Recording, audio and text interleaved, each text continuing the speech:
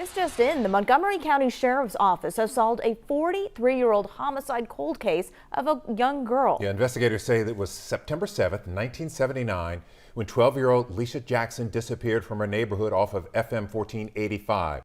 After 43 years, cold case finally solved. Lesia Jackson.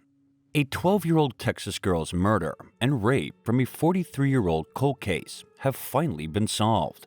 After passing the day at a local pool on September 7, 1979, Lesia Michell Jackson vanished. Her body was found by an oilfield worker more than a week later, thrown into a heavily wooded area, according to the authorities. Lesia had been killed and the victim of sexual assault, according to a subsequent autopsy. Detectives from the Montgomery County Sheriff's Office, or MCSO, spent years looking into the case but were never able to identify her killer until now. The MCSO Cold Case Homicide Squad collected DNA samples from Lesia's clothing and used cutting-edge forensic technology to link them with a local man named Gerald Dwight Casey. They quickly learned that Casey had previously engaged in violent attacks and had been put to death by lethal injection for a different capital crime he had committed in Montgomery County in 1989. On April 18, 2002, he passed away. But because a blood sample from Casey was still around, investigators were able to precisely match it to the evidence on Lesia. Investigators believe that 12-year-old Lesia Jackson vanished from her community off of FM 1485 on September 7, 1979. How would you feel if you woke up every day not knowing who was responsible? And would you be able to forgive the person who ruthlessly tore a family apart? Families of victims and cold case detectives frequently have questions like these. One that is more difficult to comprehend is how the killer received justice before another case was solved. For nearly 43 years, the family of Lesia Michell Jackson was kept in the dark until fresh evidence that emerged shed light on one of Montgomery County's oldest and most prominent cold cases, which has recently received attention thanks to advancements in DNA evidence research techniques that have provided the answers to the awful death of a lovely life. This unsolved case transports us to Conroe, Texas, in the fall of 1979. Conroe, named after the Union cavalry officer and lumberjack Isaac Conroe, is located 40 miles north of Houston. It has the ideal blend of starry nights and bustling city lights.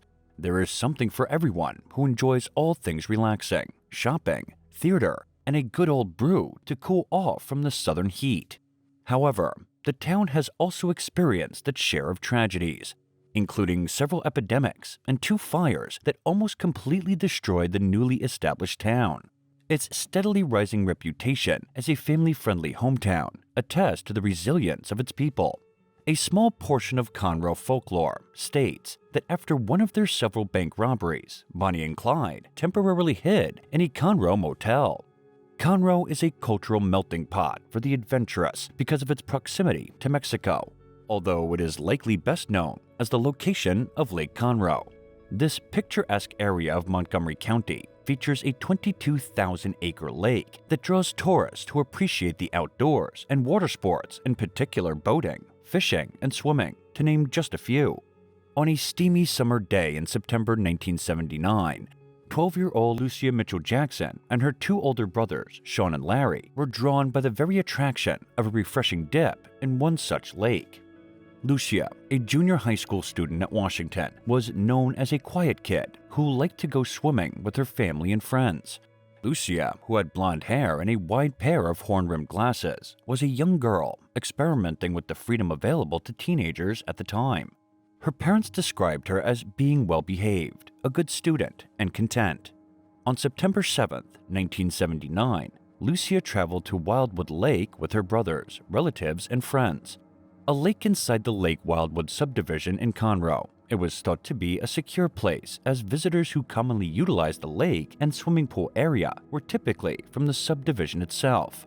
After a long, hot day at school, an afternoon swim was the perfect way to unwind, as the group swam and splashed until about sunset at 7 p.m. Lesia wanted to stay a little longer, even though the company was getting ready to go, because her brothers had already returned home. When their mother, Laura Kay, inquired as to where Lesia was, they merely informed her that she would return shortly. Laura was concerned, though, because she was aware that her daughter would not stray too far from her brothers. When Lesia's mother and stepfather, Charles Hirsch, tried to find her by going down to the swimming pool area and the pier, they discovered that she had simply disappeared. After learning that something had happened, they both started their search by driving through the subdivision streets and then going to the homes of the cousins and friends who had been with Lesia that afternoon. When Lesia was nowhere to be found, Laura and Charles made the terrible decision to phone the Montgomery County Sheriff's Office and report her missing. Lesia's home was visited by Sheriff Deputy I.B. Robinson, who started his inquiry about 2 hours later. When Bobby Hill, one of Lesia's friends, was asked if he had seen her recently, he replied that he had seen her sitting on the pier wearing a pink swimsuit and blue shorts with red trim. Bobby went on to say that they saw a man driving erratically as they were returning from the lake on the road leading to the subdivision.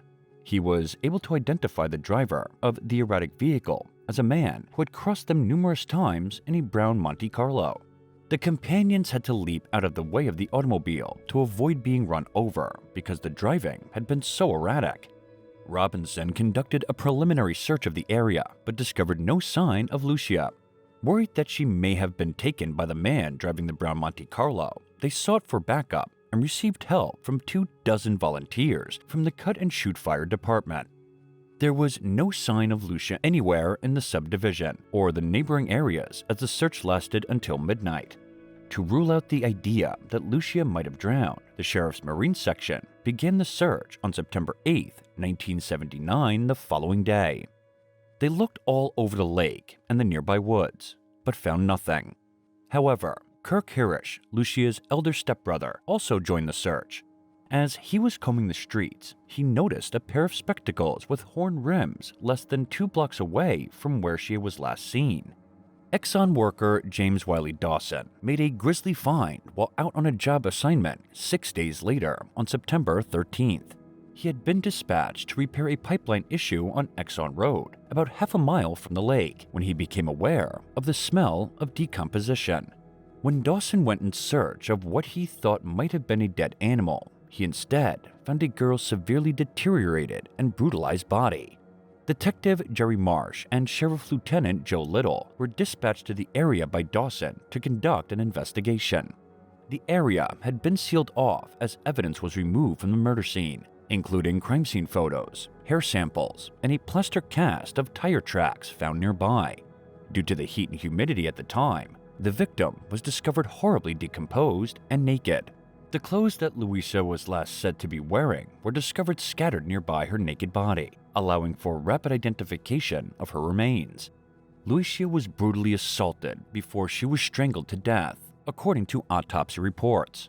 The family was horrified and refused to talk further in interviews at the time. It was later discovered that evidence of a missing gold butterfly ring was first kept in order to prevent tipping off the suspect. Samples of semen were discovered on her blouse, and a gold butterfly necklace was still around her neck. The family of Lesia finally relocated away from Montgomery County in an effort to leave the traumatic memories behind after Lesia was laid to rest. Investigators' perseverance paid off, and the community has now satisfactorily answered a perplexing topic. A greater number of cold cases will undoubtedly be solved thanks to improvements in DNA research and diligent investigative work. Many people find the story of Lesia Jackson to be unsettling because it shows how creatures can be found in the shadows created by the sun. We cannot ever take for granted our safety or the safety of others, as Lesia's story has shown us. It is unusual for a cold case to eventually have justice rendered in this way, which raises the issue of whether Gerald Dwight Casey's demise could have been caused by something more powerful. Might Lesia Jackson's ghost not stand by and watch another girl be lost in the cold case vault? Or could the diligent work of investigators and advancements in technology maybe assist and solve some of the greatest cold cases in the years to come? With that, we have come to the end of the video. Thank you for watching, and guys, don't forget to subscribe to our channel, and also press the bell icon so you can watch the upcoming videos. Also, share your thoughts in the comment box.